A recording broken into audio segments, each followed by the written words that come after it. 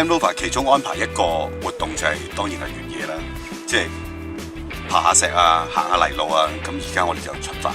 不過首先咧就要將個車身升高，咁有時候仲要將個波箱校到去 low gear。無論係 Land Rover 或者 Range Rover 咧，佢越野嘅時候有一種好好嘅感覺，就係嗰種咁樣游下游下嗰種感覺咧，係好多越野車都冇。你揸硬派嘅越野車係都冇嘅。佢係點解有人話佢係 off-road 裏邊嘅勞斯萊斯，就係佢行幾難路都係咁樣嘅，所以係好得意嘅其實。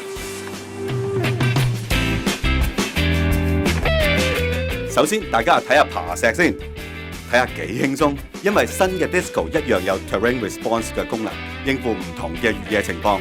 你睇下，冇人睇位，一個人爬上爬落，仲係用緊原裝胎，勁唔勁？梗係啦，因為開車唔係我啊嘛，係 Land Rover 啲越野導師。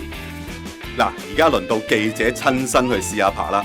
哇，你睇下幾咁慢，用晒爬石模式，升高埋車身，用埋 low gear 都係咁慢。你睇嚟好簡單，實際上我哋喺車裏邊架車側到就嚟要反嘅啦。中途仲要停喺一個好尷尬嘅地方，明明4個轆要掂地，就變咗3個轆，仲要影張 selfie。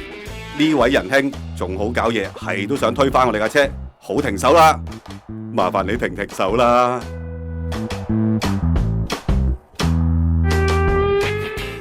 輪到入沙漠啦。咁入沙漠之前有2件事必須要做嘅，第一就係將個胎氣降到好低，第二就係車尾掛翻啲旗仔，以免你跌咗落去個沙堆裏邊都有人揾到你。用沙漠模式，個差速會鎖住 ，ESP 會罷工，油門同波箱咧變得好敏感，你掂佢都想發火咁嘅。咁其實喺沙漠裏邊揸咧，最緊要唔好對油門仁慈，總之就踩，一味踩，因為一停低咧就好容易越陷越深，無法自拔噶啦。所以用咗呢個模式之後，最緊要唔好客氣，總之就踩油，唔好俾佢停。傻啦，停都得嘅，但係要停喺平坦嘅沙地上面咯。